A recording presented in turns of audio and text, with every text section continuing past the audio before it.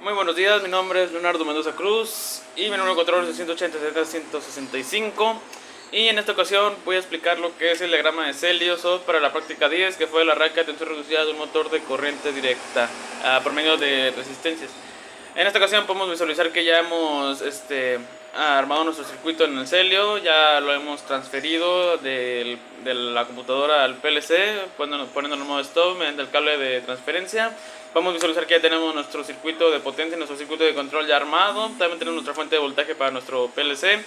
Y como podemos observar, ya tenemos cada una de nuestras entradas analógicas, nuestras salidas de Q1 a la Q3.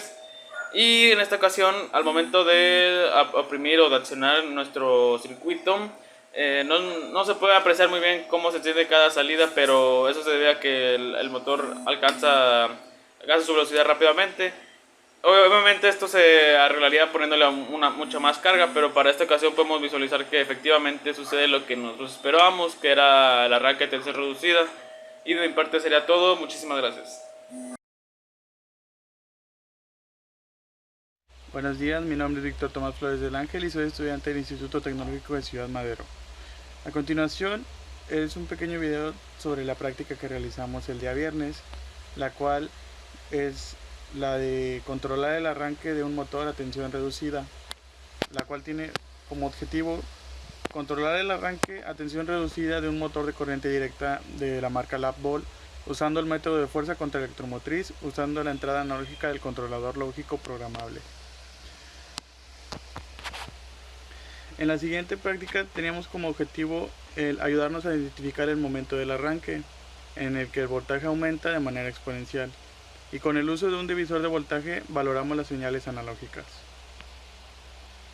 Tanto así también con el divisor de voltaje nos ayudamos a medir el voltaje que obteníamos de nuestro motor, para así después lograr un arranque suave por medio de la conexión de resistencias a la armadura de este, y posteriormente, obteniendo una señal, mandarla a la entrada analógica del PLC para así desconectar estas resistencias y el motor pudiera arrancar la plena carga. Lo que vemos aquí en el video es la conexión de las resistencias. Para ello necesitamos tres resistencias, una de 20 ohms, una de 10 ohms y una de 5 ohms. En esta práctica las conectamos en serie a la armadura del motor para así lograr el arranque a tensión reducida. Para ello pues se conectaron las tres resistencias y cada una de ellas se conectaron a diferentes contactores. A continuación veremos cómo se llevó a cabo todo esto y el resultado final de la práctica. Buenas tardes, mi nombre es Héctor Manuel Gutiérrez Villazán y pues les voy a explicar una parte del circuito. Nos muestran el circuito de control 1. En este se conectan las salidas del PLC a las bobinas de los diferentes contactores que vamos a utilizar. En este caso se necesitaron 4, cada uno para una función en específico.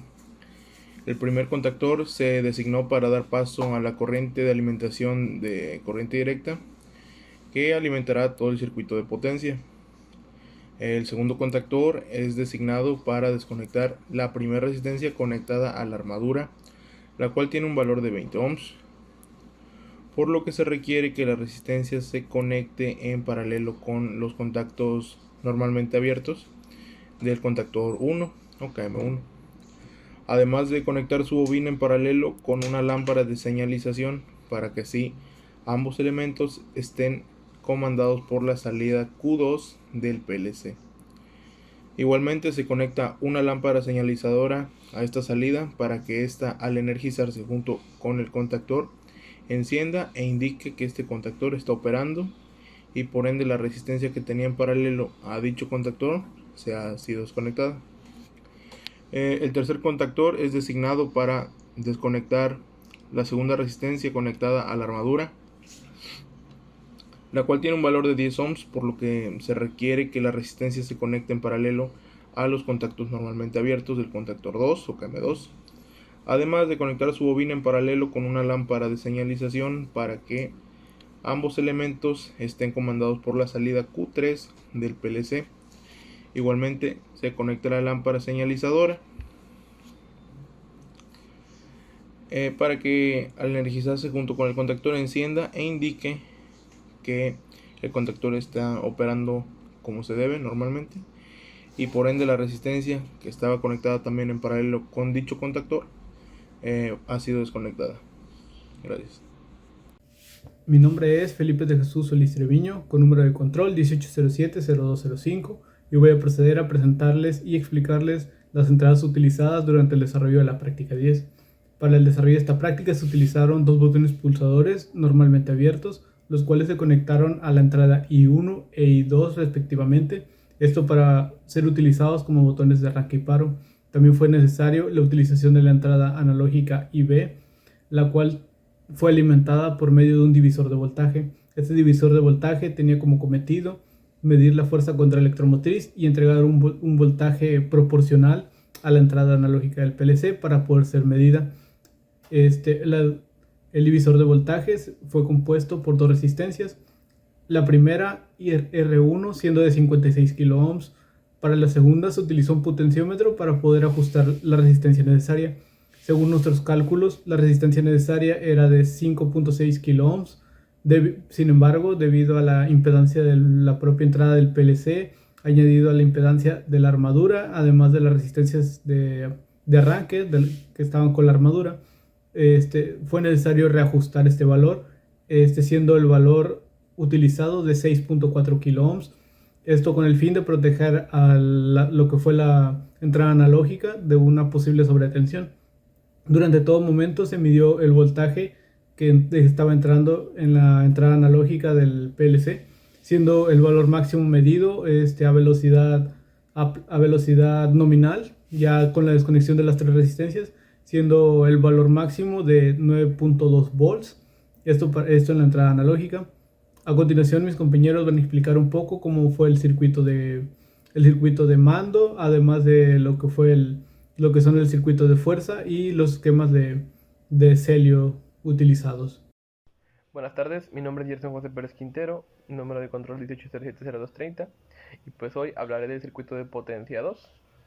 Una vez conectadas las resistencias a su contactor correspondiente, estas se conectarán en serie de la siguiente manera.